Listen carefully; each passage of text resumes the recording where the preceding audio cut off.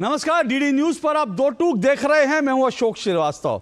तो आखिरकार मध्य प्रदेश, छत्तीसगढ़ और राजस्थान तीनों प्रदेशों को अपने नए मुख्यमंत्री मिल गए।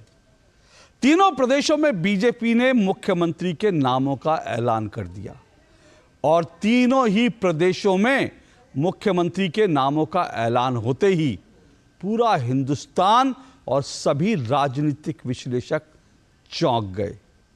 आमतौर पर आपने सुना होगा, ये नारा लगाया जाता है बीजेपी में, मोदी है तो मुमकिन है।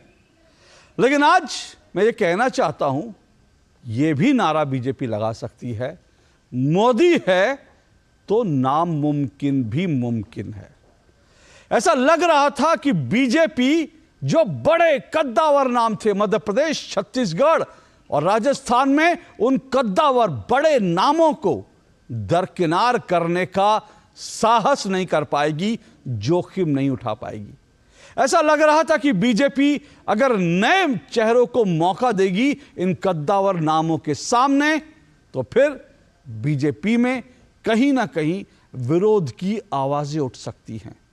ऐसा लग रहा था कि ये नए नामों का ऐलान होगा तो शायद राज्य की जनता उन्हें एक्सेप्ट नहीं करेगी, लेकिन ऐसा कुछ नहीं हुआ। इसीलिए मैं कह रहा हूं, मोदी है तो मुमकिन भी नामुमकिन है। दो टूक में आज हम इसी पर चर्चा करेंगे, क्योंकि हुआ क्या है इस पूरी राजनीति को, नरेंद्र मोदी की राजनीति को समझिए, मोदी ब्रांड की राजनीति को समझिए। एक तरफ वंशवाद है। हम अक्सर देखते हैं कि बीजेपी के अलावा जो तमाम पार्टियां हैं, बीजेपी कहती है कि ये तमाम पार्टियां वंशवाद की राजनीति से ग्रसित हैं। हालांकि वंशवाद के आरोप बीजेपी पे भी लगते हैं, लेकिन बीजेपी साफ तौर पर कहती है कि हमारे यहां वंशवाद नहीं चलता, बल्कि यहां नाम चलते हैं, काम चलते हैं। तो आज दो टूक में मेरी चर्चा का विषय यही है, ना वंश ना नाम, कार्यकर्ता को सम्मान। जी हां, ऐसा लगता है बीजेपी ने, प्रधानमंत्री नरेंद्र मोदी ने एक मैसेज दिया है, ना वंश ना नाम, कार्यकर्ता को सम्मान। क्योंकि तीनों ही राज्यों में जो मुख्यमंत्री बनाए गए हैं वो संगठन से जुड़े बीजेपी के कार्यकर्ता हैं। ऐसे कार्यकर्ता हैं जो पिछली कतार में खड़े थे। और कैसी कतार में, यह भी जरा अनुमान लगाइए। जब तस्वीरें खिंच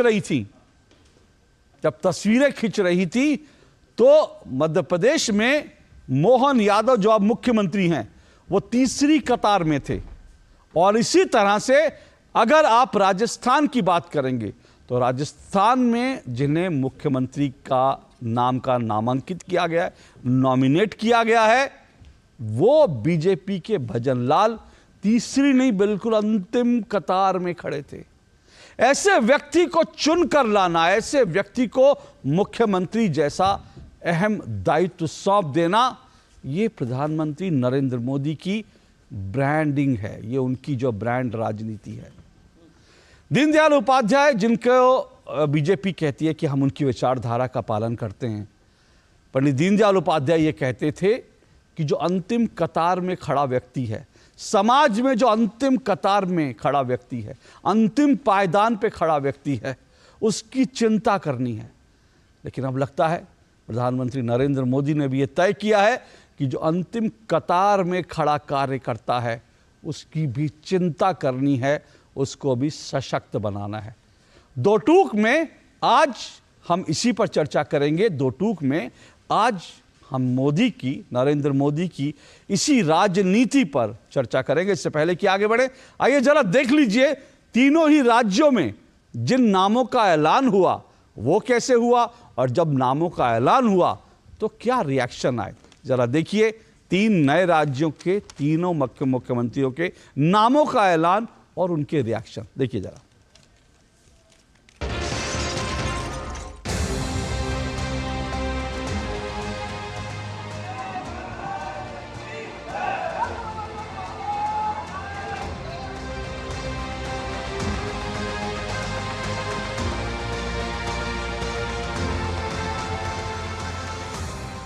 सम्मानीय नरेंद्र मोदी जी को धन्यवाद देना चाहता हूं। मैं हमारी पार्टी के राष्ट्रीय अध्यक्ष सम्मानीय जेपी नड्डा जी को धन्यवाद देना चाहता हूं। सम्माननीय हमारे गृह मंत्री अमित शाह जी को धन्यवाद देना चाहता हूं। हमारे रक्षा मंत्री सम्माननीय राजनाथ सिंह जी को धन्यवाद देना चाहता हूं। निश्चित रूप से जो राजस्थान की अपेक्षा है हमसे, भारतीय जनता पार्टी से, हम माननीय हमारे यशस्वी प्रधानमंत्री नरेंद्र मोदी जी के नेतृत्व में हम राजस्थान का पूरी तरह से सर्वांगीण विकास किसी भी क्षेत्र में हो, निश्चित रूप से हम पूरा करेंगे। ये मैं आप सभी को विश्वास दिलाता हूं।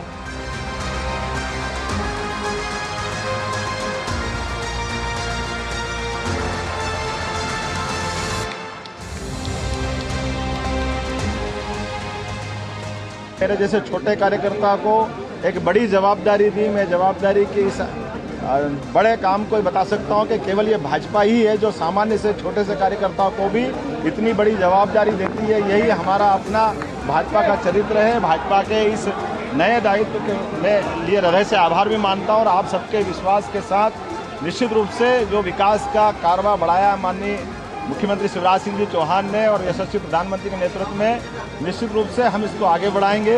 हमारे लिए जो स्लोगन था एमपी के मन में मोदी और मोदी के मन में एमपी, इस स्लोगन के आधार पर निश्चित रूप से उनके विकास के सपने को लेकर आगे चलेंगे।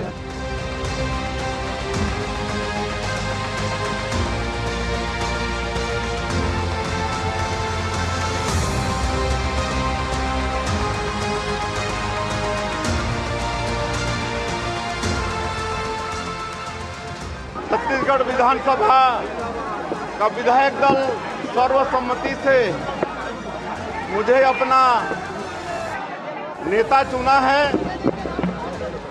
और इस अवसर पर मैं बहुत ही आनंदित हूं। और ऐसे अवसर में मैं सबसे पहले भारतीय जनता पार्टी का आभार व्यक्त करना चाहूंगा, जिन्होंने गांव के छोटे से कार्यकर्ता के ऊपर इतना बड़ा विश्वास व्यक्त किया कि आज छत्तीसगढ़ सरकार का नेतृत्व करने का अवसर दिया है।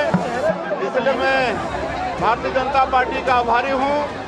साथ ही साथ हमारे देश के यशस्वी प्रधानमंत्री श्री नरेंद्र मोदी जी, माननीय गृह मंत्री अमित शाह जी, हमारे राष्ट्रीय अध्यक्ष आदरणीय जेपी नड्डा जी, राष्ट्रीय नेतृत्व, उनका मैं आभार व्यक्त करना चाहूंगा।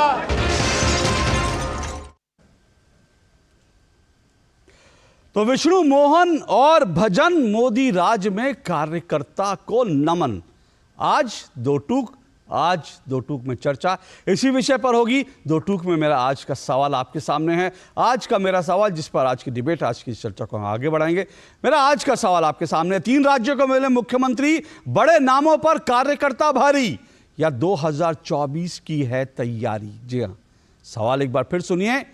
3 राज्यों को मिले मुख्यमंत्री, बड़े नामों पर कार्यकर्ता भारी, या 2024 की है ये तैयारी? इसी पर चर्चा करेंगे और मेरे साथ 4 मेहमान आज जुड़ चुके हैं। आइए चारों मेहमानों का परिचय करवा दूं। मेरे साथ जो हैं बीजेपी की प्रवक्ता चारू प्रज्ञा जुड़ चुकी है स्टूडियो में। मेरे साथ स्टूडियो में अवधेश कुमार जी जुड़े हैं, वरिष्ठ पत्रकार हैं, स्तंभकार हैं। मेरे साथ राहुल लाल जी जुड़े हैं, राजनीतिक विश्लेषक हैं, कांग्रेस का समर्थन करते हैं। और मेरे साथ फखरुल हसन चांद जी हैं, समाजवादी पार्टी के प्रवक्ता हैं। आप चारों लोगों का बहुत बहुत शुक्रिया और स्वागत। अवधेश कुमार जी, स्वागत। मैं शुरुआत आपसे करता हूं, क्या कहेंगे, ये बड़े नामों पर कार्यकर्ता भारी या फिर 24 की तैयारी? अशोक जी, जो कुछ भी आपने शीर्षक दिया है सब लागू होता है, लेकिन इसका आयाम अगर आप देखेंगे तो काफी गहरे हैं और दीर्घकालिक भी हैं, और उसके मायने भारतीय राजनीति के लिए, इस देश के लिए और भारतीय जनता पार्टी के लिए भी वो बहुत ऐतिहासिक है, युगांतकारी कह सकते हैं आप। देखिए, जब किसी नेता का अपना निहित स्वार्थ होता है कि केवल हमारे चाहने वाले लोग बैठे ताकि हमारी गद्दी बैठे रहे, तो वहां विद्रोह का, विरोध की गुंजाइश होती है। लेकिन जब आपके नेता का एक बड़ा लक्ष्य है कि हम देश को कहां ले जाना चाहते हैं, हम अपनी सभ्यता, संस्कृति, धर्म की सेवा करना चाहते हैं और राष्ट्र को हम विश्व के सर्वोच्च शिखर पर ले जाना चाहते हैं, और उसके लिए लॉन्ग टर्म अपनी विचारधारा के आधार पर हम टीम बनाना चाहते हैं, तो उसमें किसी को असंतोष तो हो सकता है कि हम ना बनेंगे, लेकिन इसमें विद्रोह और विरोध की गुंजाइश खत्म हो जाती है, क्योंकि वो बड़े लक्ष्य से जब आप काम करते हैं। जो जिसका मूल पहलू यह है कि इस देश में अशोक जी लंबे समय तक आलोचना हम सब लेखक और पत्रकार करते रहे कि हमारे देश में तंत्र तो है लेकिन लोक खत्म है, लोकतंत्र नहीं है, क्योंकि इस तंत्र से लोक को गायब कर दिया गया है। वो काम कम्युनिस्ट पार्टी सोचती थी हम करेंगे, समाजवादियों का नारा था, और बीजेपी को कहा जाता था ये तो पूंजीपतियों की पार्टी है, व्यापारियों की पार्टी है, तो छोटे लोगों को ला ही नहीं सकती है। तो जो संघर्ष शुरू हुआ खासकर 70 के दशक से, वो नरेंद्र मोदी के नेतृत्व में भारतीय जनता पार्टी ने तंत्र में लोक की पुनर्स्थापना की है, राजनीति में लोक की, सामान्य लोगों की पुनर्स्थापना की है। इसके मायने 2024 की दृष्टि से भी है, इसके मायने कार्यकर्ताओं के सम्मान भी है, तो वो तो रहेगा ही, इसकी जातीय समीकरण भी है। लेकिन नरेंद्र मोदी के 3 लक्ष्य मुझे दिखाई दे रहे हैं इन सब करने से। पहला लक्ष्य तो यह है कि जो वो लगातार प्रदर्शित कर रहे हैं कि जो कुछ भी हमारे घोषित एजेंडा है उनको अपने कार्यकाल में ही हमको पूरा करना है, वो अगली पीढ़ी आगे का काम करे। तो उसकी तैयारी की दृष्टि से सारे टीम उस ढंग से निहितार्थ बदले जा रहे हैं, उस ढंग से टीम खड़ी हो रही है और उनको भी इसका प्रशिक्षण मिलेगा काम की दृष्टि से। दूसरा जो इसका यह है कि अभी तक किसी भी पार्टी में एक नेता के स्टेट में होने के कारण उसकी जीत हार उसकी लोकप्रियता पर निर्भर करती थी। आपने कई बार हटा दिया तो विद्रोह होकर पार्टियां टूट जाती थी। तो राजनीति के परिवर्तन की दृष्टि से आपने गैलेक्सी ऑफ लीडरशिप को भेजा वहां कि अब सेंटर और स्टेट के ये विभाजन नहीं है कि आप बड़े नेता हैं तो आप छोटे काम नहीं कर सकते हैं, और उन सब को भेजते हुए फिर कार्यकर्ताओं के बीच में से 1 लाख के लीडरशिप में काम करने के लिए खड़ा करा। ये सामान्य आपको दिखता है बहुत बड़ा परिवर्तन है, ये बाकी पार्टियां भी उसको उठाएंगी तो इसका असर उस पर पड़ेगा। और तीसरी जो महत्वपूर्ण बात इसमें है कि जो तीनों नेता चुने गए हैं इनके पूरे संस्कार बचपन से लेकर आज तक विचारधारा के प्रति प्रतिबद्धता का रहा है। संघ की शाखा में गए हैं, विद्यार्थी परिषद में गए हैं, लगातार हिंदुत्व अभिप्रेरित राष्ट्र चेतना और उसके साथ जुड़े हुए सामाजिक न्याय के भी ये बिल्कुल एक चेहरा रहे हैं। यानी संगठन और विचारधारा से बड़ा गहरा, बड़ा करीबी रिश्ता जो है इन लोगों का है। ये बीजेपी के भविष्य की राजनीति का संकेत है, क्योंकि 2024 का चुनाव, मैं अंतिम लाइन बोल रहा हूं, ध्यान से सुने लोग, 2024 का चुनाव भारत का पहला ग्लोबल चुनाव होने जा रहा है। दुनिया की अलग अलग शक्तियां, अलग अलग दुनिया भर की मीडिया यहां आएगी और ग्लोबल चुनाव होगा जिसमें आइडियोलॉजी पर अटैक होगा उस पर। तो वो एक तैयारी है जिस पर आगे आप पूछेंगे तो मैं उत्तर जरूर। आपने जो कहा ये अपने आप में एक पूरा मुझे लगता है 1 घंटे की चर्चा का विषय है, क्योंकि आपने सही कहा 2024 का जो चुनाव होगा वो ग्लोबल चुनाव होगा। दुनिया की ताकतें अभी से लग गई हैं कैसे भारत के चुनाव को प्रभावित किया जाए, इसलिए वो दिलचस्प होगा। मोदी वर्सेस ऑल का चुनाव होगा, लेकिन उस पर बात है उससे पहले राहुल लाल जी, अगर मैं कांग्रेस की बात करूं तो जैसे अभी अवधेश जी ने कहा, कांग्रेस ने तो तंत्र में वंश को स्थापित कर दिया था, अब इस तंत्र में लोक को स्थापित कर दिया और लोकतंत्र का सही मायने में जो चेहरा होता है वो प्रधानमंत्री नरेंद्र मोदी ने दिखा दिया। क्या कहेंगे आप म्यूट पर हैं। अब मेरी आवाज आ रही है? जी आ रही है। हाँ अशोक जी, मैं कह रहा हूं कि 3 दिसंबर के बाद मैं बड़ा तनाव में था कि ये 3 राज्य जो हैं, राजस्थान, छत्तीसगढ़, मध्य प्रदेश, लोकसभा की 65 सीटें आ रही हैं यहाँ पे, और उसमें से 61 लोकसभा सीटों पे भारतीय जनता पार्टी का कब्जा था, महज 3 सीटों पे कांग्रेस का कब्जा था। तो 3 दिसंबर से जो तनाव में था वो तनाव आज मेरा दूर हो गया, और वो दूर हुआ। माननीय प्रधानमंत्री जी ने सुपर निर्णय लिया है, बड़ा अच्छा लगा। मैं तो कह रहा हूँ कि अवधेश जी की बातों से, कुछ प्रारंभिक बातें जो अवधेश जी ने कही, कई वर्षों बाद उनके कुछ बातों से मैं सहमत भी हो रहा हूँ कि भाई जब नेता कोई ऐसा चयन करता है कि वो के समर्थक ना आ सके, क्या यहाँ पे ऐसा लग रहा है? मुझे तो ऐसा लग रहा है कि दूरबीन लेके ऐसे कार्यकर्ता चुने गए हैं जो कि पूरी तरह से अपनी निष्ठा 100% अमित शाह जी के प्रति दिखाएं और मोदी जी के प्रति दिखाएं।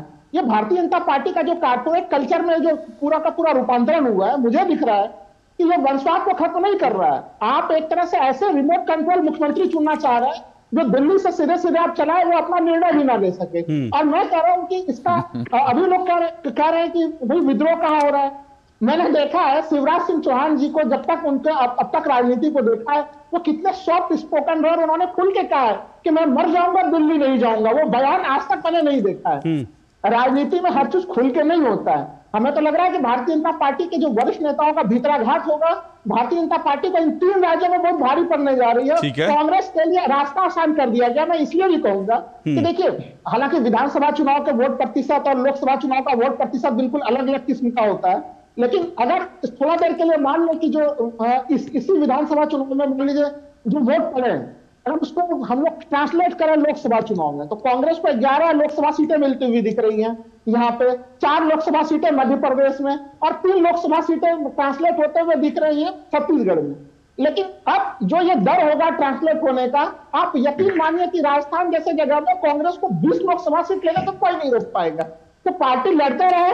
और ये जो विधानसभा चुनाव में भी यही कह रहे थे कि कहीं एंटी इनकम्बेंसी नहीं दिख रहा है, मुझे अकेले में लड़ रहे थे। राहुल लाल मैं ठीक है, एक minute on A lighter note आपने जो कहा, आपकी बात है सर आंखों पर, आपकी बातों को चर्चा में आगे बढ़ाऊंगा। लेकिन एक तो आपने चलो माना कि 3 दिसंबर के बाद आप टेंशन में थे, और वो बड़ा स्वाभाविक भी है। 3 राज्य जहां आप सोच रहे थे, जहां आपने दावे करे थे, कई बार मेरे शो में दावे किए कि तीनों जगह 4 जगह सरकार बनने जा रही है, तो उसके बाद तनाव में आना स्वाभाविक था। और दूसरी बात यह है कि मोदी जी आपका भी ख्याल रखते हैं। उन्होंने देखा कि आप तनाव में ज्यादा हैं, तो उन्होंने आपके तनाव को दूर करने के लिए हल्के फुल्के नाम दे दिए। उन्होंने कहा आपका भी तनाव कम हो जाएगा, आप भी उम्मीद में रहे। तो चलिए, दिल के बहलाने को गालिब ये ख्याल अच्छा है जी। मैं एक लाइन कहूंगा केवल अशोक जी, देखिए मैं कह रहा हूं कि देखिए, अगर 64 साल के शिवराज जी, अब उनको अगर आप संन्यास की तरफ दे रहे हैं, मुख्यमंत्री जैसे प्रबल भूमिका से संन्यास तो नहीं हुआ। नहीं, संन्यास की बात कहां से आई? चलिए मैं कह रहा हूं कि युवा पीढ़ी को ला रहे हैं वहां पे, हर जगह की युवा पीढ़ी तो आ रही है। देखिए वहां पे आपने युवा पीढ़ी को लाया, उस जगह पे मनोज उनको लाके, उसी तरह से यहाँ पे भी अगर हम लोग भजन लाल शर्मा को देखें तो वसुंधरा 70 साल की थी, उसके बदले में एक युवा एक मुख्यमंत्री यहाँ पे भी राजस्थान में भी मिल रहा है। उस दृष्टि से तो फिर मैं तो कहूँगा चारू प्रज्ञा जी पैनल में है, माननीय प्रधानमंत्री जी नारी सशक्तिकरण के नाम पे बना के इनको घोषित कर दो भारतीय जनता पार्टी के प्रधानमंत्री के लिए दावेदार। मैं समर्थन करूंगा इसका। जो है वो भी हो जाएगा, वो तो जब वक्त आएगा वो भी हो जाएगा। लेकिन फिलहाल तो हम समर्थन करते हैं कि राहुल गांधी की जगह राहुल लाल जो हैं कांग्रेस के अध्यक्ष हो जाए, तो वो जो है कमान कांग्रेस की राहुल गांधी की बजाय राहुल लाल के हाथों में होगी, तो शायद कांग्रेस का कुछ ज्यादा भला होगा। और मुझे लगता है पूरा पैनल इसका समर्थन करेगा। राहुल लाल आगे बढ़ो, हम तुम्हारे साथ हैं। लेकिन ठीक है, चारुप्रज्ञा जी, मैं आज आपसे लाइटर मोड में थोड़ा बात करने के मूड में हूं, क्योंकि मुझे लगता है कि एक बड़ा ठीक है, मतलब राजनीतिक विचारधारा अलग अलग होती हैं, आप इसका विरोध करेंगे, बड़ा स्वाभाविक है। लेकिन मुझे लगता है देश की राजनीति में एक बड़ा परिवर्तन हम देख रहे हैं। मतलब कम से कम मुझे लगता है देश के हर एक आम नागरिक को लग रहा होगा अच्छा कि एक आम कार्यकर्ता बीजेपी में मुख्यमंत्री पद तक पहुंच सकता है। यह देश की राजनीति के लिए एक शुभ संकेत है। लेकिन फिर भी आपके विपरीत विचारों का स्वागत है, मैं फखरुल जी के पास भी आऊंगा। लेकिन चारुप्रज्ञा भाई, आपने उनकी रास्ता आसान कर दिया, सरल कर दिया आपने। और ये कई लोग ये कहते हैं, देखिए ये बात ठीक है कि मैं लाइटर मोड में बात कर रहा था, लेकिन इसका एक गंभीर पक्ष भी है। गंभीर पक्ष भी है कि ठीक है, आपने तीनों राज्य जो हैं नरेंद्र मोदी के नाम पर चुनाव लड़ा, लेकिन ये भी मत भूलिए कि वसुंधरा राजे और शिवराज सिंह चौहान, इनकी अपनी जो है, इनका अपना एक फैन फॉलोइंग है जिसका फायदा बीजेपी को मिला।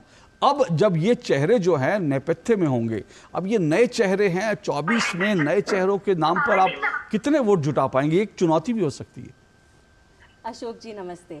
और मैं आज बहुत खुश हूँ क्योंकि ये फिर से साबित हो गया कि भारतीय जनता पार्टी एक कार्यकर्ताओं की पार्टी है। यहाँ पर एक सामान्य कार्यकर्ता जब मेहनत करता है, दिन रात अपने देश के नाम करता है, जनता के लिए काम करता है, समर्पित रहता है, तो वो मुख्यमंत्री क्या, वो प्रधानमंत्री के पद तक पहुंच जाता है।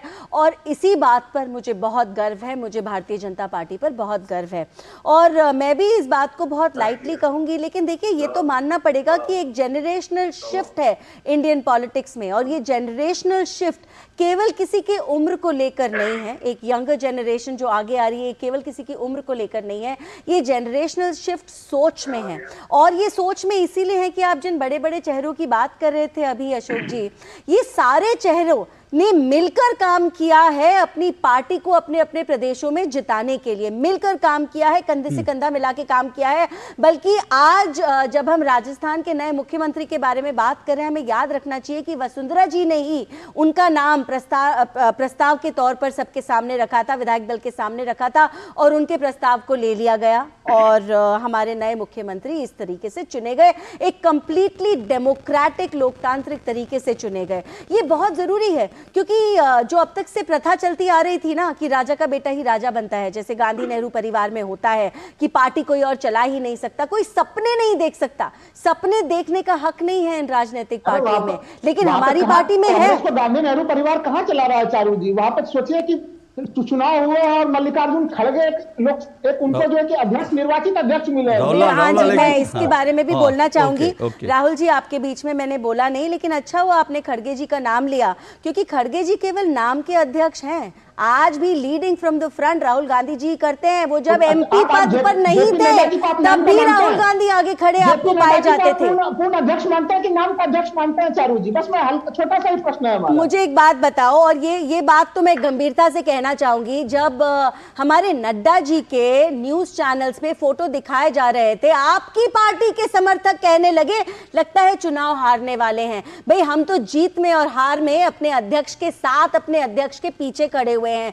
क्या आप ये बात बोल सकते हैं? नहीं, क्या आप ये बात बोल सकते हैं? राहुल जी, आपको चुप गई मेरी बात। एक मिनट, आपको चुप गई मेरी बात। मेरी डिबेट आज नड्डा जी वर्सेस मल्लिकार्जुन खड़गे पे नहीं है, ठीक है ना? मेरी डिबेट आज उन 3 मुख्यमंत्रियों पर है। हम बेहतर है कि उस संदर्भ में अपनी बात करें। मैं अपनी बात खत्म करना चाहूंगी अशोक जी। और राहुल जी, आपको मेरी बात अगर चुप गई हो तो किसी ऐसी पार्टी को ज्वाइन कर लीजिए जहां आपको भी सपने देखने का हक हो। लेकिन मैं अपनी बात खत्म करना चाहती हूँ। मैंने इस डिबेट में आज एक बहुत अच्छी सी बात सुनी, वो है लोकतंत्र वर्सेस वंशतंत्र। लोकतंत्र वर्सेस वंशतंत्र जो कांग्रेस ने चला रखा था, इसका बिल्कुल खात्मा कर दिया है भारतीय जनता पार्टी ने। अच्छा, एक प्रदेश जीता है कांग्रेस ने अशोक जी, और इस प्रदेश के बारे में बात करना जरूरी है। इस प्रदेश को जीतने के बाद कांग्रेस ने क्या किया? स्पीकर की कुर्सी पे एक ऐसे आदमी को बिठाया जो विभाजन करता है भारतीयों का हिंदू मुस्लिम के नाम पर। मुख्यमंत्री की कुर्सी पे एक ऐसा आदमी बिठाया जो विभाजन करता है। एक मिनट राहुल जी, फिर आपको बीच में बोल रहे हैं। नहीं राहुल जी, मैं दूरदर्शन पर इसीलिए आती हूँ, यहाँ बीच में कोई नहीं बोलता। मुझे मजबूर मत कीजिए कि मैं कहूँ कि आपका फेडर डाउन करे, प्लीज रुकिए। लेकिन मैं फिर से एक राउंड हो जाने दीजिए, उसके बाद फिर आप उतरिएगा मैदान में। राहुल जी, आपको इतनी चुभ रही है मेरी बातें, अपने समय का इंतजार करिए। मैं फिर से दोहराऊंगी अशोक जी, स्पीकर की कुर्सी पर ऐसे आदमी को बिठाया जो विभाजन करता है हिंदू मुस्लिम के नाम पर। मुख्यमंत्री के नाम पर ऐसे आदमी को बिठाया जो विभाजन करता है नॉर्थ और साउथ के नाम पर। इन्हें केवल तुष्टीकरण की, विभाजन की राजनीति आती है, इसलिए इनके पीछे भारत यूनाइट नहीं होगा। अरे ये अपने इंडी अलायंस को तो यूनाइट कर नहीं पाए, एक मीटिंग के तारीख को तो ये एक साथ बैठकर डिसाइड कर नहीं पाए। कोई बोलता है मुझे इंफॉर्मेशन नहीं मिली, कोई बोलता है मैं बिजी हूं।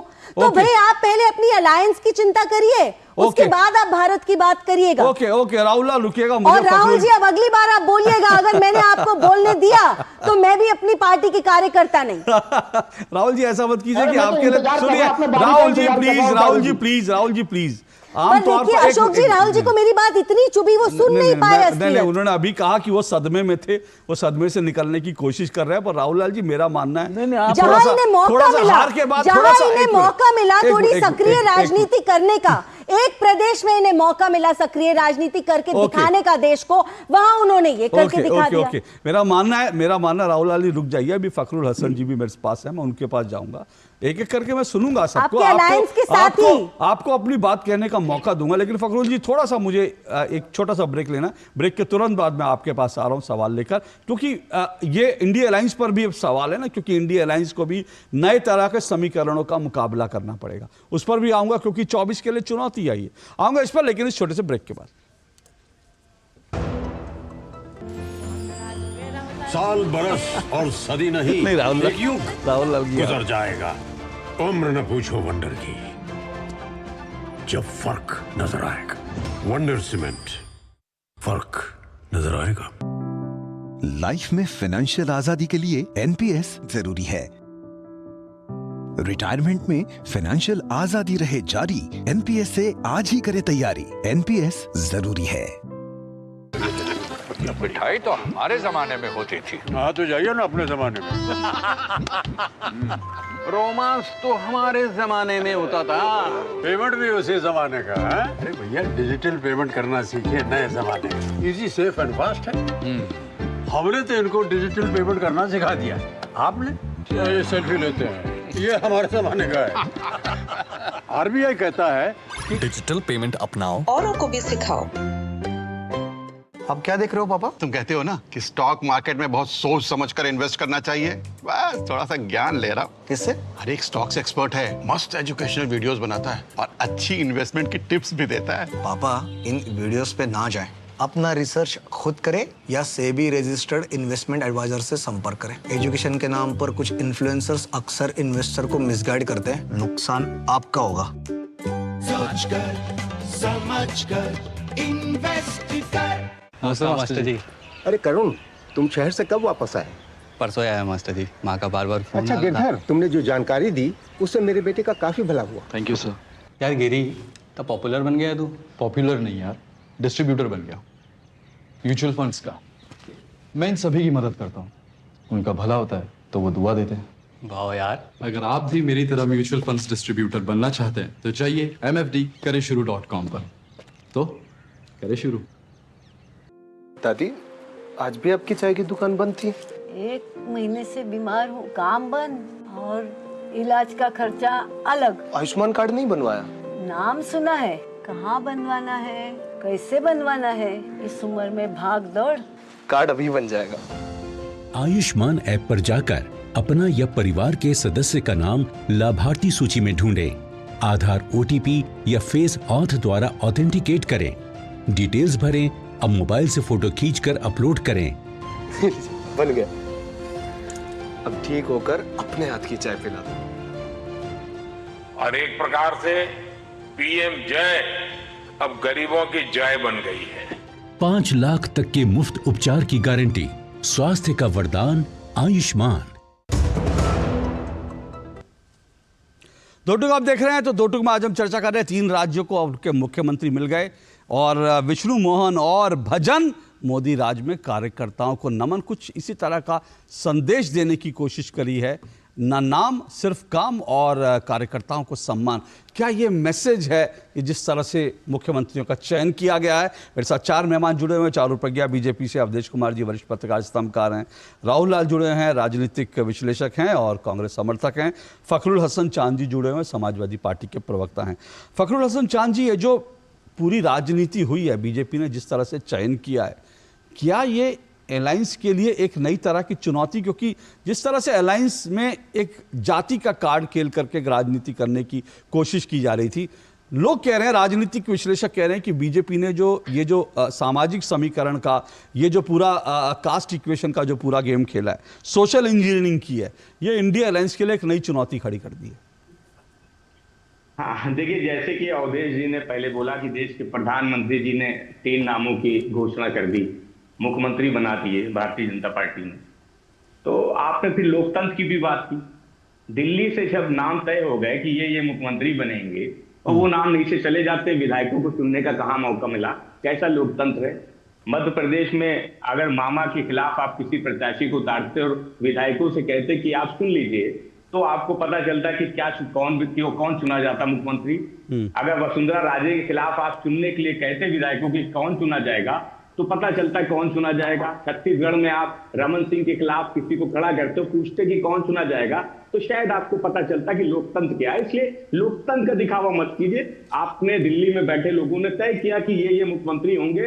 अटल अडवाणी की टीम के जो लोग थे उनको आपने किनारे लगा दिया। आपने उत्तर प्रदेश से सीखा कि उत्तर प्रदेश में जो मुख्यमंत्री हैं और दिल्ली और लखनऊ के इंजन लगातार टकराते रहते हैं। आप नहीं चाहते थे कि राजस्थान, छत्तीसगढ़, मध्य प्रदेश से भी दिल्ली के इंजन टकराए, तो आपने ऐसे इंजनों को अपने साथ ले लिया है, ऐसे डिब्बों को अपने साथ ले लिया है जो आपके कंट्रोल से चलेंगे, जो दिल्ली कहेगी वो चलेंगे। तो इसमें कोई आश्चर्य नहीं है अशोक जी। जो लोग राजनीति जानते हैं वो जानते हैं क्या हुआ है मध्य प्रदेश, छत्तीसगढ़ और राजस्थान में। आपने कहा कि जाति समीकरण को साधा, तो मैं तो कहना चाहता हूं कि किसी पिछड़ों के, किसी आदिवासी को किसी को मुख्यमंत्री बना देने से क्या जाति जनगणना का मुद्दा वो पीछे चला जाएगा? जो आरक्षण के सवाल है क्या वो पीछे चला जाएगा?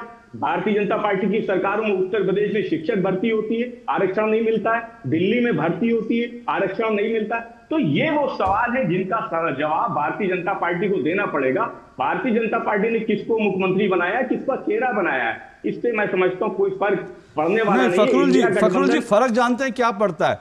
जो आपने सवाल उठाए उन सवालों पर हम चर्चा जरूर करेंगे, लेकिन फर्क जानते हैं क्या पड़ता है? फर्क ये पड़ता है कि समाजवादी पार्टी में मालूम है, सबको मालूम है, समाजवादी पार्टी में भले ही आप कहें कि यादवों की पार्टी है, इस पे जो है यादवों को आप लोग रिप्रेजेंट करते हैं, लेकिन जब कभी मुख्यमंत्री बनने की बात आएगी तो अखिलेश यादव भी बनेंगे, जब सांसद बनने की बात आएगी तो डिंपल यादव भी बनेंगे, जब 7-8 सांसद बनेंगे तो फिर वो चाचा भतीजा और भतीजे के भतीजे बनेंगे। यहाँ पे क्या हुआ, यहाँ पर एक ऐसे व्यक्ति मोहन यादव निकल कर आए जिनका परिवार का जिनका कोई बैकग्राउंड नहीं है राजनीति का, जिनका कोई परिवार नहीं है, तो कोई भी यादव जो है बीजेपी में जाकर मुख्यमंत्री बन सकता है। आपके यहां जाएगा तो झंडा जरूर उठाएगा, लेकिन मुख्यमंत्री तो अखिलेश यादव होंगे और अखिलेश यादव के बाद डिंपल यादव हो सकती है, उसके बाद उनके बेटे बेटी हो सकते हैं।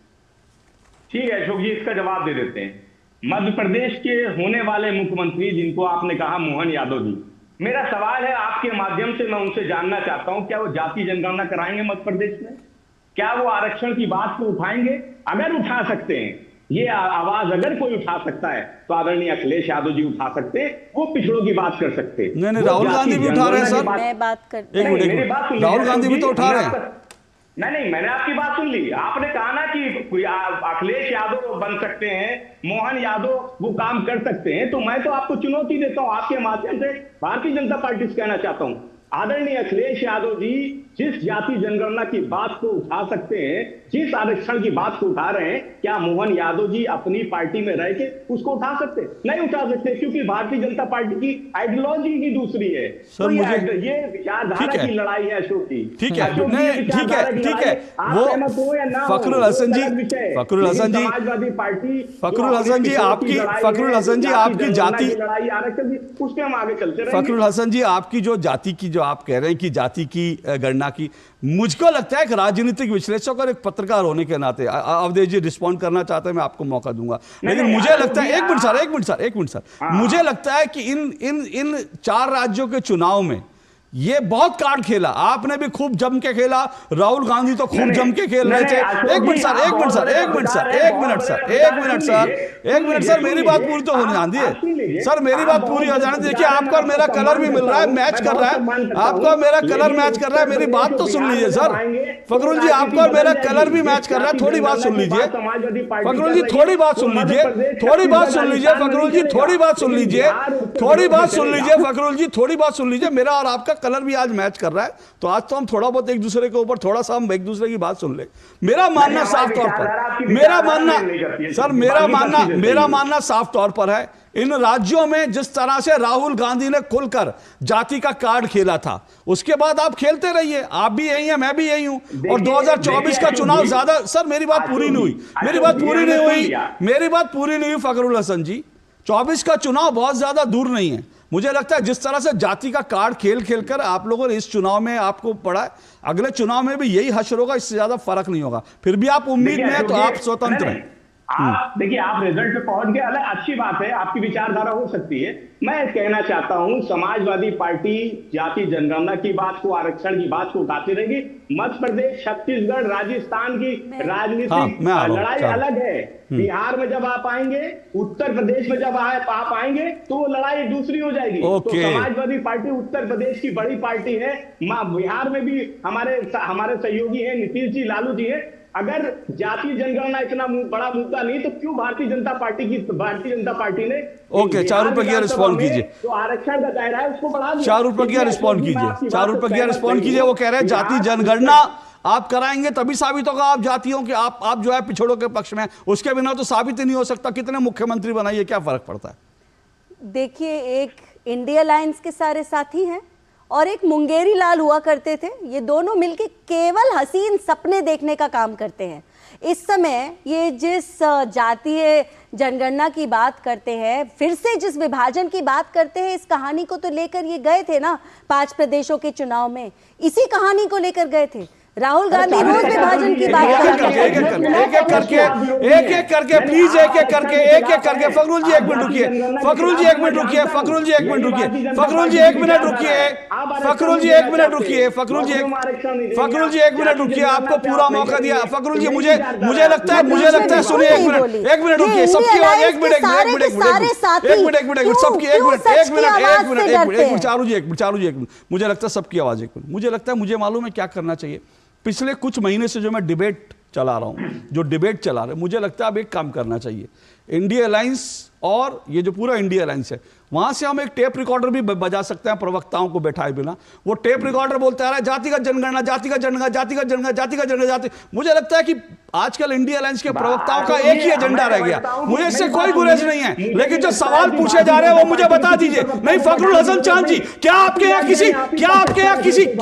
किसी एबीसी यादव को यह हक है वो मुख्यमंत्री बन सकता है? अखिलेश यादव के अलावा किसी यादव को मुख्यमंत्री बना सकता है? जातिगत जनगणना की बात करते हैं, क्या कर लिया आपने जाति के लिए?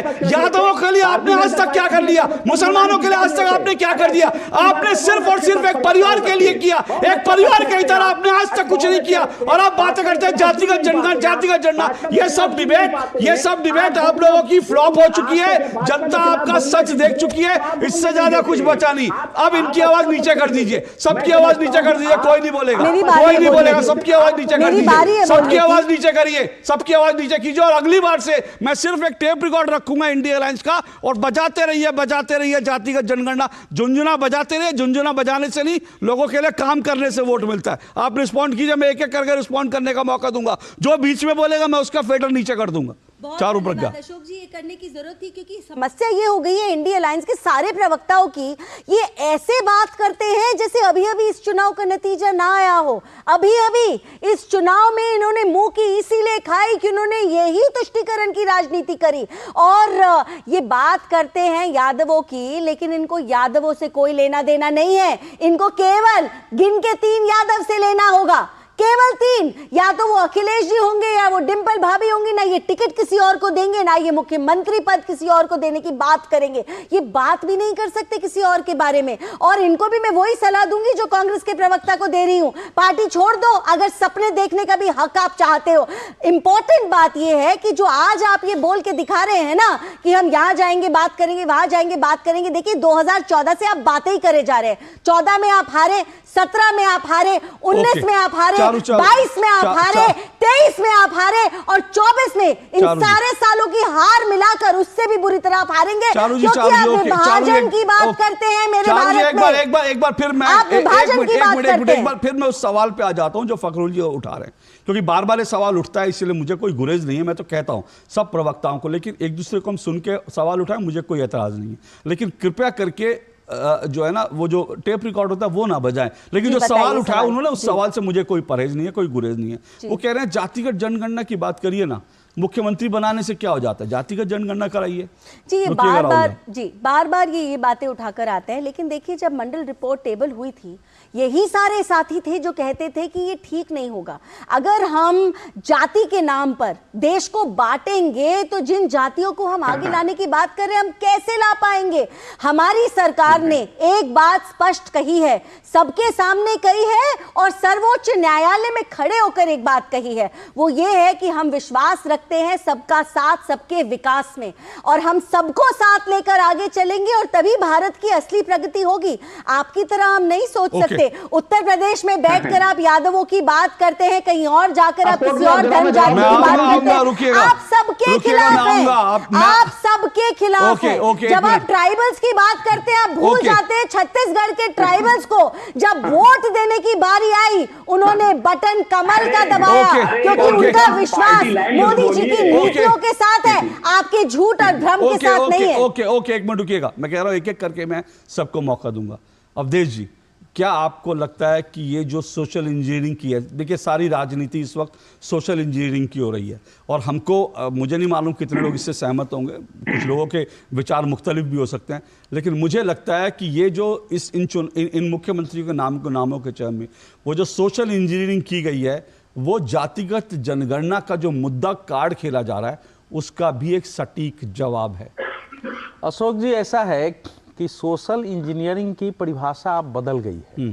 जो 1990 के दशक में जिसको सोशल इंजीनियरिंग कहा जाता था, 2024 के बाद उसके पूरे, जैसे अज्ञेय की एक पंक्ति है कि ये उपमान अब मैले हो गए हैं, देवता इन उपमानों से कर गए हैं कूच, कभी वासन अधिक घिसने से मुलम्मा छूट जाता है। तो जब ज्यादा घिसेंगे, फखरुल भाई ये कह रहे हैं कि भैया जो हमारा एजेंडा है उस पर तो बीजेपी चल के दिखाए, क्योंकि ये तो हमारा एजेंडा है। उनका मुख्यमंत्री, भैया आपका एजेंडा आप अपने पास रखिए, जो बीजेपी का एजेंडा है उसको अपने एजेंडा पर काम करने दीजिए। उत्तर प्रदेश और बिहार में ये एजेंडा भारी होगा। सुनिए ना भाई, जरा पूरी बात मैं कह रहा हूं ना, तो वो आपका एजेंडा है, भारी होगा तो आप रखिए, आपको प्रसन्नता होनी चाहिए कि भारी होगा। लेकिन उन्होंने जो सवाल उठाया है, देखिए आपके डिबेट में मैं 2-3 बार जातीय जनगणना पर बोल चुका हूं, मुझे मैं नहीं चाहता था बोलूं, लेकिन पहले उनके 2-3 और बातों का उत्तर दे दूं कि दिल्ली से ये चयन हो गया, ये लोकतंत्र कैसे हो गया, ये यही बात हो रही है, ये लोकतंत्र कैसे हो गया, वो तो चुनाव लड़ा देते वहां। भैया आप बताइए, क्या वसुंधरा राजे ने अपना नॉमिनेशन वहां दाखिल किया था कि मैं मुख्यमंत्री के उम्मीदवार हूं, कोई लड़के दिखाया? शिवराज सिंह चौहान, फिर हंसिए मत, सुनिए ध्यान से सुनिए, मैंने देखिए आप पर हंसा नहीं हूं, हंसने का मतलब आप मेरा उपहास उड़ाएंगे। आपकी जितनी है ना, जितना आप, मेरे ख्याल से हमारे से आधी उम्र होगी आपकी, मैं गंभीरता से बात करता हूं, हंसने के लिए नहीं बोल रहा हूं, मैं हंस सकता था आपकी बातों पर। देखिए ऐसा है कि अगर कोई दावा करे किसी नेता के पास, वसुंधरा राजे कोई छोटी नेता नहीं है, शिवराज सिंह चौहान कोई छोटे नेता नहीं है, अगर वसुंधरा राजे, शिवराज सिंह चौहान दोनों ने सहमति व्यक्त की है, उनके कोई भी व्यक्ति है अशोक जी, और बड़े परिवर्तन में कठिनाइयां आती हैं, ये नहीं होता है कि बड़ी आसानी से आप परिवर्तन कर देंगे। व्यक्ति की महत्वाकांक्षाएं होती हैं कि हमको मुख्यमंत्री बनना चाहिए, लेकिन जब बड़े कौज सामने रखे जाते हैं, बड़े कौज रखने जाते हैं, तो उससे सहमति व्यक्त करते हैं, उसका कष्ट होता है। ये बड़े कौज है कि क्या सेंट्रल लीडरशिप का एक डर है, इसके कारण वो नहीं बोले। सेंट्रल लीडरशिप मतलब नरेंद्र मोदी एक नाम नहीं है कि हमारी नेतागिरी चले। नरेंद्र मोदी का मतलब है कि हम जिस दिशा में देश को, समाज को ले चल रहे हैं, ये जो 100 वर्षों से 98 वर्ष की विचारधारा की जो विरासत थी, उसको राजनीति के माध्यम से हम लागू कर रहे हैं। इस प्रकार के साथी पर खड़े हो और साथी तैयार हो भविष्य के लिए, ये पार्टी और संगठन के हित में। दूसरी बात आप ध्यान रखिए, लोगों को समझ में नहीं आती है कि बीजेपी में विचार विमर्श का प्रोसेस बाकी पार्टियों से ज्यादा और ज्यादा कठिन है। ये केवल बीजेपी के अंदर नहीं होता है, ये पूरा संगठन परिवार है। अगर कोई नाम आता है तो उस नाम पर आपको पता है कि कई जगह जाके विचार विमर्श होता है कि इन सबको हम तय करें कि नहीं करें। ये कोई पार्टी, नॉर्मल पार्टी नहीं है, ये एक संगठन परिवार की, अगर आप पार्ट होते हैं उस परिवार की, फैमिली के, तो उस संगठन के शीर्ष लोगों के पास भी नाम लेके जाता है और तब बैठ के सारे तय करते हैं, उसके बाद चीजें होती है। ये जिसको नहीं मालूम है वो समझता होगा। बीजेपी में विचार विमर्श का प्रोसेस भारत की क्या दुनिया के किसी पार्टी, क्या आप सोचते हैं कि संघ के पास नहीं गया होगा नाम? नहीं, जो लास्ट बात मैं कह रहा हूं, आपने पूछा है जातीय जनगणना। देखिए जातीय जनगणना, फिर मैं दोहरा दे रहा हूं, आप हंस रहे हैं, जरा इसको ध्यान से सुन लीजिए, आपको ज्ञान होना चाहिए। 2011 की जनगणना के साथ इस देश में जातीय जनगणना हुई थी, उसका नाम दिया गया था सामाजिक आर्थिक सर्वेक्षण। लेकिन चूंकि वो जातीय जनगणना का विरोध कांग्रेस पार्टी के बड़े नेताओं ने किया, गृह मंत्री स्वयं उस समय चिदम्बरम ने विरोध किया, प्रणब मुखर्जी की अध्यक्षता में एक समिति बनी जिसने कहा कि ग्रामीण विकास मंत्रालय से कराओ। सुनिए पहले पूरी बात सुनिए, अरे पूरी सुनिए ना, बीच में टोकेंगे। अरे भाई सुन लीजिए ना, उनकी पोल खुल जाती है ना, अरे भाई बात आधी मिनट, अरे भाई 30 सेकंड में मेरी बात खत्म हो जाएगी, फिर बोलिएगा। तो वो जब जनगणना थी वो ग्रामीण विकास मंत्रालय से हुई, जनगणना आयुक्त से नहीं हो, क्योंकि कांग्रेस को यह भय था कि जनगणना आयुक्त से कराएंगे, अगर ये मान्य हो जाएगा तो हमारे लिए भी समस्या खड़ी होगी, भानुमति का कुनबा खुल जाएगा। तो जब वो हुआ, लेकिन उसने जारी नहीं किया। नरेंद्र मोदी की सरकार जब आई तो 2017 में इन्होंने घोषणा किया कि हम इसको जारी कर रहे हैं। 2018 में कैबिनेट का फैसला हो गया। तो जो उंगली उठा रहे हैं समाजवादी पार्टी के प्रवक्ता, Samajwadi party, RJD, even BJP का पार्टनर जेडीयू ने विरोध किया कि इसको जारी नहीं करना चाहिए जनगणना रिपोर्ट, तो पार्लियामेंट में विरोध किया। ठीक है, तो मैं सुनिए ना, लेकिन राहुल लाल क्या, राहुल लाल कह रहे हैं पार्टी पाला बदलती है, उनका यह कहना है कि अब हमने पाला बदल लिया। उनका कहना है कि पहले हमने विरोध किया था, अब जिसका विरोध किया था वो पाला बदल लिया, अब उनको लग रहा है उससे वोट मिल जाएंगे। राहुल एक ही आप ही की बात आगे बढ़ा रहा हूं। राहुल आप ही की बात आगे बढ़ा रहा हूं। आपने कहा कि हमने अब पाला बदल लिया, तो आपको लगता है पाला बदल लेंगे तो इससे क्या नरेंद्र मोदी को पाला बदल के हरा लेंगे, आपको लगता है? देखिए, मैं 2-3 चीजें एकदम संक्षेप में जवाब दे दूं। बार बार यहाँ पे कुछ लोग, विशेषकर भारतीय जनता पार्टी की जो प्रतिनिधि है, वो काफी अहंकार में भी नजर आ रही है। मैं तो कह रहा हूँ, बधाई दे रहा हूँ उन्हें कि आज तीनों राज्यों के मुख्यमंत्री जो है, आप बीच में बोल रहे हैं, अहंकार मेरा बता रहे हैं। मैं तो कितनी विनम्र हूँ। देखिए, आप पर देखो, आपको मैंने पहले ही कह दिया था, आप मेरे बीच में बोलते हैं। आई return the favour Rahul ji, आपका कोई फेवर अपने ऊपर नहीं रखना चाहती मैं। मेरा निवेदन है, राहुल लाल जी को बोलने दीजिए। मेरे कार्यक्रम में विपक्ष को पर्याप्त जगह मिलती है बोलने के लिए। राहुल लाल जी बोलिए अपनी बात। देखिए, 2018 में भारतीय जनता पार्टी भी तीनों विधानसभा चुनाव हारी थी। इस बार कांग्रेस हारी है, लेकिन उसके आधार पर अगर इसमें मैं कुछ बोलना चाहती हूँ। 2024 के लिए अब मैं आपका जो मेन सवाल था, देखिए अभी यहाँ तक क्या 2-3 चीजों की बात हुई। राहुल गांधी जी ने जिस मामले को प्रमुखता से उठाया, अखिलेश यादव ने उठाया, यानी कि टीम इंडिया ने उठाया, आखिर उसकी तरफ सोशल इंजीनियरिंग की तरफ माननीय प्रधानमंत्री जी को जाना पड़ा कि नहीं जाना पड़ा? हालांकि अगर आज वो एक प्रदेश में वो एक आदिवासी मुख्यमंत्री को चुनते हैं, एक जगह जो है वो ओबीसी मुख्यमंत्री चुनते हैं, एक जगह जंगल से मुख्यमंत्री चुनते हैं और अलग अलग उप मुख्यमंत्री बना रहे हैं, उनको उस तरफ जाना पड़ा। ये तो राहुल गांधी की जीत है। हालांकि जनता हर कुछ समझती है अशोक जी कि आप अगर रिमोट कंट्रोल जैसे इन लोगों का रिमोट कंट्रोल यूज करेंगे तो अभी एक सेकंड में बोले अपनी बात पूरी कर लीजिए। अगर आप इन मुख्यमंत्रियों के रिमोट कंट्रोल में जनता में ये मैसेज भी बहुत चिंता में एसटी का अपमान हुआ, एक आध लाइन चलता है अशोक जी, लंबा नहीं चलेगा। एक लाइन में खाली और कह दूं, देखिए बार बार ये कहा जा रहा है हमारा दिल बहुत बड़ा और हम बहुत विनम्र हैं। राहुल जी कहिए, एक नहीं 2 लाइन कहिए आप। 1 मिनट रुकिए, उनकी बात पूरी होने। राहुल गांधी का एजेंडा बीजेपी लागू करे और सत्ता में रहे, उसी में उनको खुशी है। अशोक जी मेरी बारी है। नहीं, राहुल लाल की बात तो पूरी होने दीजिए। राहुल लाल एक मिनट सर, एक मिनट राहुल लाल, आवश्यक नहीं है किसी की बात को पूरी होने दीजिए। एक मिनट सर, प्लीज राहुल लाल जल्दी से अपनी बात पूरी कीजिए, मुझे ब्रेक देखिए, मैं कह रहा हूं कि कांग्रेस ने अगर जातिगत जनगणना समान मामले उठाया तो 40% अगर वोट शेयर उसको एवरेज हर के पा रहे हैं, तो इसका मामला ये नहीं कि छत्तीसगढ़, मध्य प्रदेश और इन राज्यों में उस मामले को जनता ने स्वीकार नहीं किया। 40% वोट शेयर वहां पर भी है मौजूद। राहुल गांधी को 37 दिन तक राजस्थान में घुसने क्यों नहीं दिए थे? ओके सर, मुझे लगा थोड़ा विषयांतर हो जाएगा, लेकिन एक बात मुझे एक छोटा सा, एक minute Charu ji, 1 minute please रुकिए, मुझे एक छोटा सा ब्रेक लेना है। पर ब्रेक लेने से पहले मैं एक बात जरूर कह रहा हूं, जो राहुल लाल जी ने कहा, उन्होंने कहा राहुल गांधी के एजेंडे की जीत हुई है। मैं राहुल गांधी के एक और एजेंडे की जीत मानता हूं।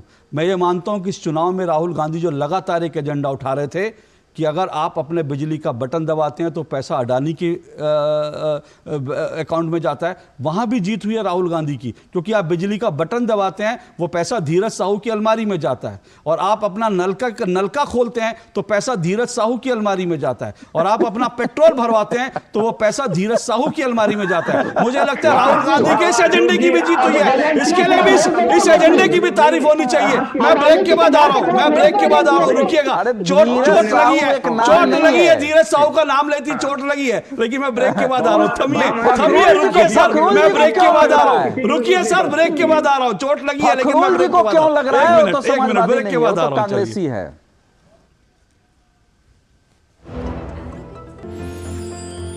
साल, बरस और सदी नहीं, एक युग गुजर जाएगा।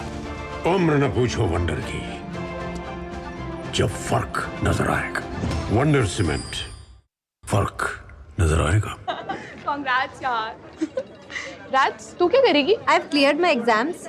मैं म्यूचुअल फंड डिस्ट्रीब्यूटर बनूंगी। म्यूचुअल फंड डिस्ट्रीब्यूटर, स्कोप क्या है इसमें? एमएफडी में स्कोप अनलिमिटेड है। शुरुआत के सालों में मैं जितनी मेहनत करूंगी, जितने कस्टमर्स बनाऊंगी, उतना ही फ्यूचर में मेरा भला होगा। आप भी मेरी तरह म्यूचुअल फंड डिस्ट्रीब्यूटर बन सकते हैं। जानिए कैसे, mfdkarenshuru.com पर। तो करें शुरू। मोदी सरकार की गारंटी, महिलाओं के लिए धुआं मुक्त रसोई। प्रधानमंत्री उज्ज्वला योजना के तहत 10 करोड़ गैस कनेक्शन। हमारा संकल्प, विकसित भारत। माँ, ये खीर किसके लिए? आज तेरे दादाजी का जन्मदिन है, उनके लिए। तो मैं दादाजी को क्या दूं? अपना मोबाइल फोन देना। ये क्या कर रही है? दादाजी के लिए आयुष्मान कार्ड बना रही हूँ। घर बैठे? हाँ।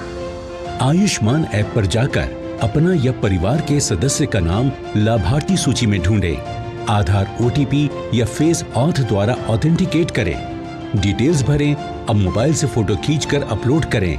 दादाजी ये लीजिए अपना आयुष्मान कार्ड। ये उपहार तो जीवन भर काम आएगा। और एक प्रकार से PM जय अब गरीबों की जय बन गई है।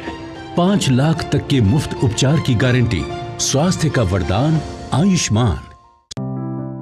लाइफ में फाइनेंशियल आजादी के लिए NPS जरूरी है। रिटायरमेंट में फाइनेंशियल आजादी रहे जारी, NPS से आज ही करें तैयारी। NPS जरूरी है। समय पर एडवांस टैक्स भरना है जरूरी, क्योंकि इससे होती है विकसित भारत के निर्माण की जरूरत पूरी। विकसित देश का लक्ष्य हासिल करने के लिए हर भारतीय का योगदान अत्यंत महत्वपूर्ण है। आपका एडवांस टैक्स देश के बुनियादी ढांचे को मजबूत बनाने, शिक्षा, सामाजिक योजनाएं व देश की सुरक्षा और स्पेस कार्यक्रम जैसे महत्वपूर्ण कार्यों को अंजाम देने में काम आता है। तो फिर अपनी एडवांस टैक्स की जिम्मेदारी समय पर पूरी करें। याद रखिए, वित्तीय वर्ष 2023-24 के लिए 75% टोटल पेएबल एडवांस टैक्स का भुगतान 15 दिसंबर 2023 तक किया जाना चाहिए। कंपनीज, कॉर्पोरेट्स या फिर सैलरीड एम्प्लॉइज जिनकी TDS या TCS कटने के बाद भी कर देयता 10,000 रुपए या उससे अधिक है, तो फिर एडवांस टैक्स देना आवश्यक है। प्रत्येक आयकर दाता एक राष्ट्र निर्माता। तुम्हें पता है इन्वेस्टर्स के लिए एक इन्वेस्टर प्रोटेक्शन फंड होता है, IPF। लेकिन अगर तुम्हारा ट्रेड एक्सचेंज पर एग्जीक्यूट नहीं हुआ या फिर कोई गारंटीड रिटर्न्स वाली स्कीम है, तो ये IPF आपकी मदद नहीं कर सकता है। और अगर आपका ब्रोकर ही डिफॉल्टर बन जाए तो फिर IPF आपको कॉम्पेंसेशन दिला सकता है। कहाँ से सीखा? NSE की साइट पर। सोचकर समझकर इन्वेस्ट कर। साल, बरस और सदी नहीं, एक युग गुजर जाएगा। उम्र न पूछो वंडर की, जब फर्क नजर आएगा। वंडर सीमेंट, फर्क नजर आएगा। तो आप देख रहे हैं विष्णु मोहन और भजन। मोदी राज में कार्यकर्ताओं को नमन, इसी पे चर्चा करें। 4 मेहमान मेरे साथ जुड़े हुए हैं। आखिरी दौरा है, बहुत संक्षेप में मैं चाहूंगा अपनी अपनी बात रखें। 1 मिनट रुकिएगा चालू जी। फखरुल जी की बारी। फखरुल जी, क्या आपको मेरी थी राहुल जी के जवाब? 1 मिनट आपको मौका दूंगा। 1 मिनट, फखरुल जी भी अपनी बात रख लें, आप सब दोनों का जवाब दीजिएगा। फखरुल जी, कुल मिलाकर आपका एजेंडा ठीक है, जातिगत जनगणना हो सकता है, 24 के चुनाव में उसका क्या होगा ये पब्लिक के बीच पब्लिक तय कर लेगी। लेकिन एक चुनौती तो खड़ी कर दी है ना कि अब जो है वंशवाद की राजनीति, जिस पर प्रधानमंत्री नरेंद्र मोदी बार बार चोट करते रहे, उन्होंने दिखा दिया कि वंशवाद की राजनीति से नहीं, जमीन से कार्यकर्ता आएगा तो पार्टी ज्यादा खिलेगी, ज्यादा चमकेगी, ज्यादा बढ़ेगी। वो चुनौती आपके लिए भी है? नहीं, कोई चुनौती नहीं है। पहली चीज तो अशोक जी, मैंने पहले ही अपनी बात में कहा कि उत्तर प्रदेश और दिल्ली के इंजन टकराते रहे, राजस्थान, मध्य प्रदेश और छत्तीसगढ़ के इंजन ना टकराए, इसलिए ये पूरी एक्सरसाइज की गई है। अवधेश जी जैसे कि लोकतंत्र की परिभाषा दे रहे, तो मैं उससे सहमत नहीं हूँ। मुझे नहीं मालूम उनको राजनीति में कितना अनुभव है, कितनी उम्र है, मुझसे दुगनी उम्र हो भी सकती है, लेकिन मैं 99 में छात्र संघ का संयुक्त मंत्री था, 2003 में छात्र संघ का अध्यक्ष था, तब से मैं पार्टी के साथी हूँ। ये तो अलग बात हो गई। दूसरी बात ये कि आपने बिजली की बात की कि बिजली का झटका, अभी आपने पहले बात की तो राजस्थान में सरकार बन गई है, 20% बिजली के दाम तो जैसे ही मुख्यमंत्री जी शपथ लेंगे उसके कुछ दिन बाद बढ़ जाएंगे। चलिए, वो विषय आगे, वो विषय भविष्य के लिए छोड़ देते हैं। अभी शपथ तो हो जाने दीजिए ना सर, अभी शपथ हो जाने दीजिए, फिर आप आएंगे ना। जब शपथ आएगी वो मौका मिलेंगे। सरकार ने कितने वादे किए, कितनी, उन पर हमें मौका मिलेगा। आपकी डिबेट में, जैसे कि आपकी डिबेट में भारतीय जनता पार्टी की हमारी बहन ने ये तय कर दिया, ये बता दिया कि हम जाति जनगणना के पक्ष में नहीं है, तो ये भी समाजवादी पार्टी जाति जनगणना पे लड़ती रहेगी। आपने कहा कि 3 राज्यों में क्या हुआ, तो 3 राज्यों में कुछ भी हुआ हो, उत्तर प्रदेश और बिहार में जब आएगा जाति जनगणना का मुद्दा आएगा। चलिए ठीक है, वो मुझे लगता है वो वक्त बताएगा। और मैं तो बार बार कहता हूँ, ये जाति जनगणना का जो पूरा थ्योरी उठाई गई है, ये हिंदुत्ववादी जो वोट है उनको तोड़ने के लिए सभी जानते हैं। क्योंकि ये सर, ये आपने कहा, उन्होंने मना कर दिया। मैं अपनी क्यों नहीं रख रहा हूं? हिंदू वोटों को बांटने के लिए कोशिश है, वो आपकी कोशिश है, कितने सफल होंगे वक्त बताएगा। अवधेश जी आपका जल्दी से छोटा सा कमेंट, फिर मैं चारू जी आकर कमेंट लूंगा। देखिए, ऐसा है कि जातीय जनगणना पर जो बात हो रही है, अभी अखिलेश जी चेन्नई में जाकर और एक मूर्ति का अनावरण करके आए हैं 2 पार्टियों के साथ। लेकिन मैं ये कहूंगा कि अखिलेश जी और फखरुल जी, कर्नाटक में कांग्रेस ने जातीय जनगणना कराई थी, जरा साहस से जारी करवा दे उसको। कर्नाटक सरकार ने कराई थी। जातीय जनगणना बोलना आसान है, भारत में इतनी जातीय जटिल व्यवस्था है। बीजेपी स्वयं चाहती थी जारी करे, लेकिन 46 लाख गोत्र और जातियां आ गई, जारी नहीं कर सके। ये देश में आग लगाने की कोशिश नहीं हो। जातीय, जब भारत की जाति व्यवस्था इतनी जटिल है कि अंग्रेज भारत को बांटने के लिए करते थे, और नेहरू जी की कैबिनेट ने कहा कि हम जातीय जनगणना नहीं कराएंगे। बिहार में गांव गांव बिहार में गांव-गांव से लोग आके कह रहे हैं कि भैया हमसे तो गन्ना कराई नहीं गई है। अरे बीजेपी से पूछिए, बीजेपी ने वहां क्यों सपोर्ट किया है? अवधेश जी मेरा मानना पता क्या है, आप लोग भी इनके ट्रैप में फंसते हैं। ये लोग एक रिकॉर्ड चलाते हैं जातिगत जनगणना, ये ट्रैप है कि भैया बाकी सभी मुद्दों से हटके जातिगत जो मेरा एक लाइन की टिप्पणी है कि फखरुल जी के और राहुल लाल जी के बात से यही लगता है कि विपक्ष अभी भी बदले हुए भारत के मानस को समझने में विफल है। वो समझ ही नहीं रहा है कि लोग बदल चुके हैं। ठीक है, 2024 का नतीजा में फिर एक बार ये लोग भुगतेंगे, नहीं समझेंगे तो देश आगे बढ़ चुका है, हम इसको पीछे ले जाएंगे 77 के दौर में नहीं जाने वाला। ओके, चारू पर गया आखिरी कमेंट आप। पहले तो जातीय जनगणना के ऊपर, इन्हें क्या जातियां केवल हिंदुओं में दिखाई देती हैं? मुसलमानों की तो इन्हें कोई जाति नहीं दिखाई दी, और उसको इन्होंने अपनी लिस्ट में नहीं लिखा। पहली बात तो भाई मेरा प्रोड्यूसर, अगर आप टाइम को कंट्रोल करना चाहते हो तो आवाज नीचे करिए। इनकी आवाज नीचे करिए। अगर मेरे पैनल पे लोग चाह रहे हैं मैं टाइम पे कार्यक्रम को निपटाऊं तो जरा आवाज नीचे करें। लास्ट में मुझे चिल्ला चिल्ली नहीं चाहिए। चारू जी अपनी बात पूरी आखिरी बात मैं ये कहना चाहती हूँ, हाँ जी सही कह रहे हैं राहुल लाल जी, 5 साल पहले भारतीय जनता पार्टी ये चुनाव हारी थी, पर तब आपने ये कहा था ये तो राहुल गांधी की जीत है, और उस जीत के अहंकार में, घमंड में आप जिए थे। लेकिन इस बार आप इस चुनाव को हारे हैं, हारने के बाद भी आप जीत राहुल गांधी की बताते हैं, ये कमाल की बात है। और उसी अहंकार में, उसी घमंड में आप जीते चले जा रहे हैं। आप तो हार में भी जनता के सामने सर नहीं झुका सकते। मुझे डर लगता है ये सोच के कि 2-4 वोट आपको ज्यादा मिल जाएंगे तो आप जनता का क्या हाल करेंगे। विनम्रता तो है ही नहीं आपके अंदर। नहीं, ये नम्रता विनम्रता ये तो एक दूसरे के ऊपर सब आरोप लगाते रहेंगे, लेकिन मुझे लगता है हर हार से सबक लेने चाहिए। मॉरल विक्ट्री में खुश है ये। अशोक जी, कांग्रेस वो पार्टी है जो मॉरल विक्ट्री में खुश रहती है। ठीक है, वो आपको इसमें खुश रहना चाहिए कि वो हार से वो सबक सीखने के लिए तैयार नहीं। लेकिन कुल मिलाकर एक बड़ी बात है कि जो वंशवाद की राजनीति है, आप माने या ना माने, उस राजनीति पर बड़ी चोट कर दी है। जमीन से जुड़ा कार्यकर्ता जब बीजेपी में मुख्यमंत्री पद तक पहुंच जाएगा तो आज जो है कांग्रेस में भी सवाल होगा कि भाई अध्यक्ष पद के लिए या प्रधानमंत्री पद के लिए या फिर बाकी किसी चीज के लिए सिर्फ गांधी और वाड्रा परिवार ही क्यों हो। समाजवादी पार्टी में भी सवाल उठेगा, सिर्फ अखिलेश यादव, डिंपल यादव क्यों हो। क्यों नहीं बीजेपी को आप यहां पर कॉपी कर लेते? क्यों नहीं जमीन से जुड़े कार्यकर्ता को आप हाईएस्ट पद तक पहुंचने के लिए रास्ता साफ करते? ये तमाम सवाल उठेंगे। ये एक बड़ी कहानी है, बड़ी सीख है। आज के लिए इतना ही। सभी मेहमानों का शुक्रिया, नमस्कार।